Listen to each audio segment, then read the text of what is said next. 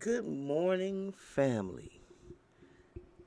Whatever side of the diaspora that you may be on, let me welcome you to this place that I call the mental house.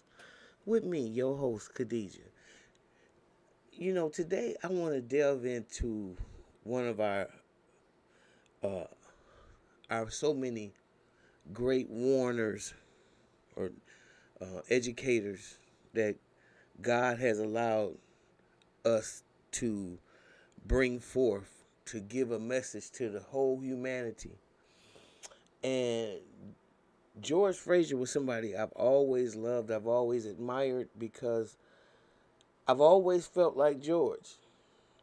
And this is, and it's a thought, a universal thought. It transcends everything. What George Fraser says, and I'm gonna give a shout out to brother Zoe Williams too, because Zoe Williams would always say, I don't know where he got the phrase from. What is the caveat in saying that you're um, so brilliant in an insane world, or how can you judge people that look like you that have been desecrated basically by insanity for over 400 some years? We've had to live with people who are absolutely insane. Yeah, I said it. And I know a lot of people don't like that. But the history of the white man is very violent, is very insane. Um, and people talk about slavery. Yes, slavery was all inhumanity. But there was no such thing as chattel slavery until the white man came. Those Vikings in them, they were some pretty rough guys. And white folks was fighting one another, bashing each other's head in with those steel balls with the spikes on it. This is not funny. But in a way it is when you look at the history of their barbarianism. And so y'all got to know who you dealing with.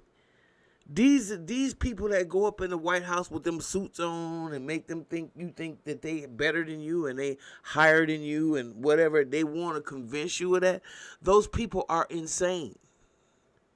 And to try to make sanity out of a group that is just insane, it's very difficult and next to impossible. Okay, because they've been conditioned to see things a certain way. And it's like Jane Elliott said, you can't get mad at a white person for being indoctrinated with white supremacy, just like you was indoctrinated with low inferiority. You have to work to get out of that. They have to come into their own if they are thinking being and say, what the is really going on? We did what? To the human family, we did what?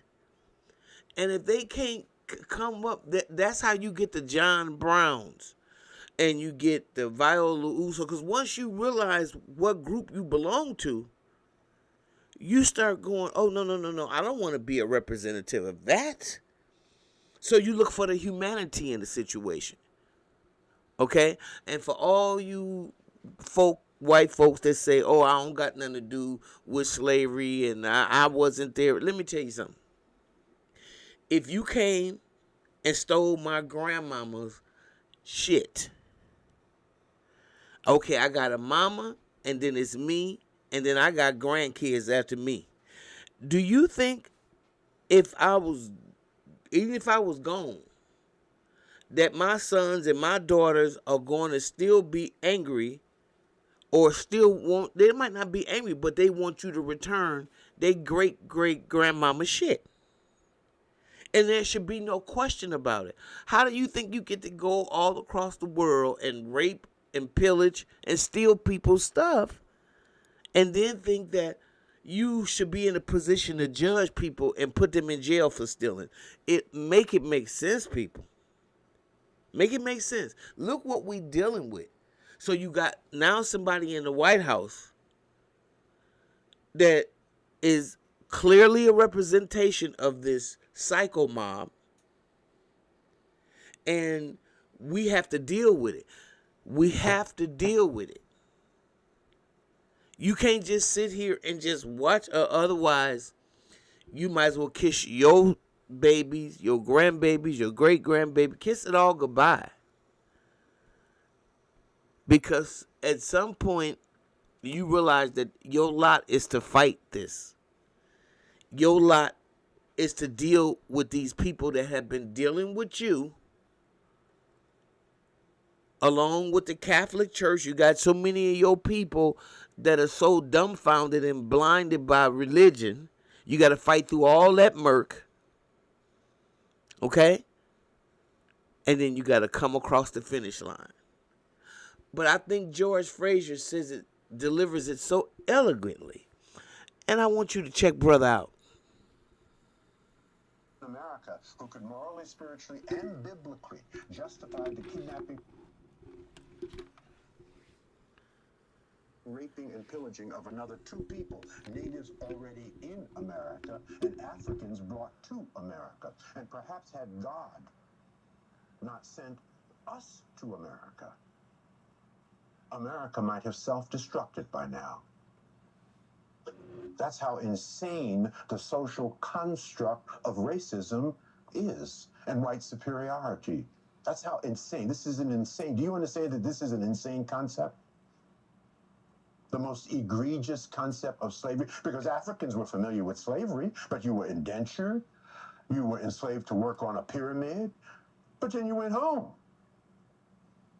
No. They took it to a whole new level. No, not only are you enslaved, but when you have children, they will be enslaved. And when they have children, they will be enslaved. And you will be enslaved, your whole family, for, about 250 years until it's illegal. That had never been created before. So the concept of racism and the most egregious form of slavery is simple insanity.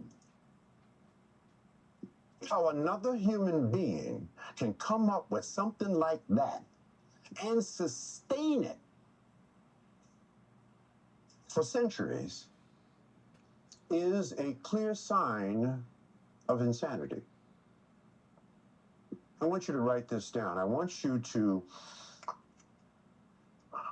go on YouTube today or tomorrow, and I want you to search Toni Morrison and Charlie Rose. How many of you know who Charlie Rose is? One of the best interviewers on PBS. Toni Morrison and Charlie Rose interview. Charlie Rose asked Toni Morrison, what does she think about racism? Toni Morrison, one of the most brilliant minds on the planet, not just black, Nobel laureate, Pulitzer Prize winning Toni Morrison, looked at Charlie with the seriousness of a heart attack and said, that is the wrong question, Charlie. The question is, what do you think about racism? Charlie Rose is white. She said, because racism feels insane to me. And it is insane. So my advice to you, Charlie, is that white people get therapy. That's what she told Charlie Rose on public television. Y'all need to get therapy. I don't know why more of America isn't talking about this. And leave black people alone and not let your insanity drive us insane. Because that's what you're trying to do. And they have done a very good job. So I have come to the conclusion as a 70-year-old black man living in America, we cannot fix white people. We haven't been able to fix them in 400 years. We cannot fix them. White people must fix white people. This is what Toni Morrison said. Y'all got to fix yourself. We can't fix you. We have failed. You got to fix you. But we can fix ourselves. That's the most important thing. We can undo over time some of the damage done to us by their insanity. And we are damaged goods. I don't have to explain that to you, right? Just look at our behavior. So we are damaged goods, and we need to work on us. We can fix us. In fact, white folks are not going to fix us. Do you understand that? They haven't in 400 years. Who are white folks going to fix? White folks. Asians are going to fix Asians. East Indians are working on East Indians. They ain't working on you, right? Arabs are working on Arabs. Our Jewish brothers and sisters are working on their issues and their people. That's who they should be working on. So they're not going to fix us. I have a good white friend who said to me, George, I know what black people's problem is. I said, oh, really, Bob? What is black people's problem? He said, you spend all of your time thinking about us, and we don't spend any of our time thinking about you. So, George, if you're not thinking about you, and we damn sure ain't thinking about you, who's thinking about you? I had to do the Holy Ghost dance. I had no comeback. I had no comeback. So that's right. So we have to spend our time working on us. And there is much work to do, right? So we'll put a pin in that thought. Look at a very, very short video that speaks powerfully to one of the reasons you must be at the Power Networking Conference in your own backyard. It is a concept that I have been working on for 30 years. And now, I don't know if you know, but I'm the brother that came up with the term connect the dots, right? I've been saying that for almost 30 years. It's now a very, very popular phrase, but if you read any of my books, the first one to say that, the first one to put that together. So I think Cassandra is going to start this piece, and let me frame it up for you. Just hold on one second, Cassandra. This was a piece I did 8 years ago at Eddie Long's church in Atlanta during the State of Black America with Tavis Smiley. How many of you remember those big all-day programs, the State of Black America? And I was called upon to be on the stage with the likes of Minister Farrakhan, Al Sharpton, Jesse Jackson, Cornel West, Michael Eric Dyson, the who's who of Black intelligentsia. And I talked about my concept of connecting the dots.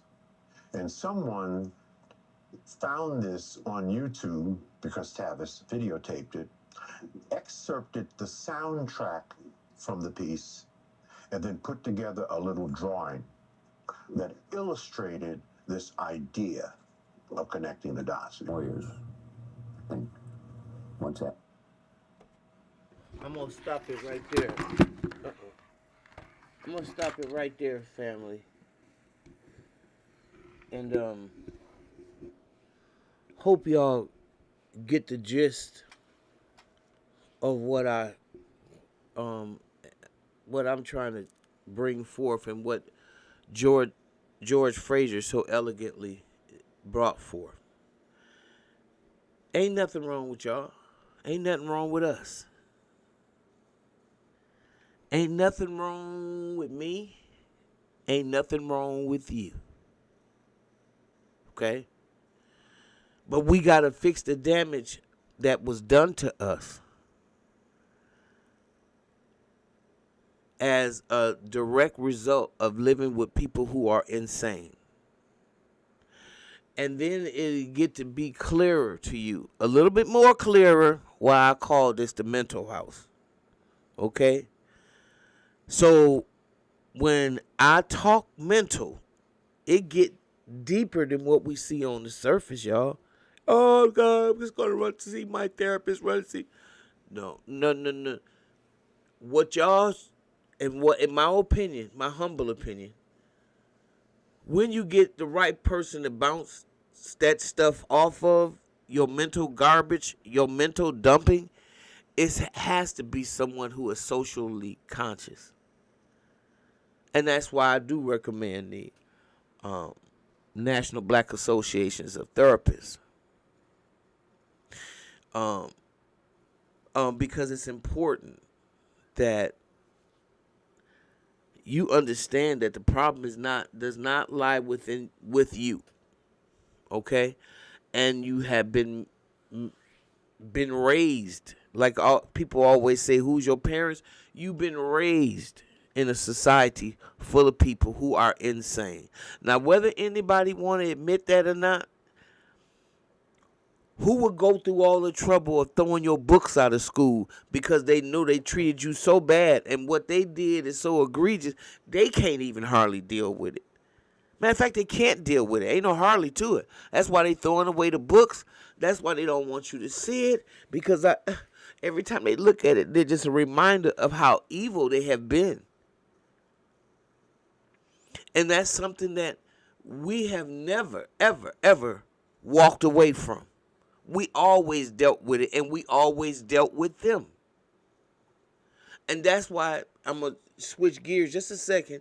We have a lot of people that are claiming what we fought for and against in America. We're the only one that confronted this insane man. We are the only ones. And then after we kept pushing it, because see, we the only group that's over here that's been kidnapped. So when we begin to find fight our and continue to fight our captors in whatever way, we've been fighting since we got off that boat. We ain't just take this shit lightly. Like, these people are raping us, got us. What the fuck? We didn't take that kindly, contrary to what you've been taught. We're good people. And we couldn't understand. We was like, oh, Lord, Lord, why have you forsaken me? But just like George Fraser said, if we hadn't have made it to America, America would be done self-destructed by now. Because they'd have killed theyself and ate theyself up. That's how you got that Belgian conference, because they was all killing each other and they couldn't get along with nobody. They couldn't get along with each other. They was bashing each other in the head. And then somebody came up with the bright idea, hey, let's go to Africa and steal and divvy up they shit and bash them in the heads like that and cut off their hands and like King Leopold. Same mindset. That's not the kind of mindset we have. It's just not. So I know a lot of y'all gonna get mad about this and you gonna say it, but I welcome it. I welcome the conversation. I really do. Because I don't have no hatred. I have the hatred in my heart for what you've done. And I'm suspicious. But I'm never not going to have a conversation. Especially if you're somebody that really want to know how we got here. So with that being said, and a lot of you know, a lot of y'all just don't want to confront it. You can't deal with it. But we going to have to. We're equipped for it. Trust me. We battle tested. So with that being said, y'all, I'm going to go. And I'd like for you to please share and like the video. I'm trying to get these algorithms. Y'all, the count goes up, the subscribes go down. And a lot could be to do with, my consistency. However, y'all know I don't get paid no money for this. But at least not what I can, I do it because I love my people. And I want my people to understand my sacrifice. I don't have anything to do than to educate what I think I know for the time that I've been on the planet. I just want to share it with you. Please accept it and let's have a dialogue. So with that being said, if you like what you hear, subscribe, share my channel, share it, and I'll see you in the next video. Thank you. Bye-bye. Have a good day.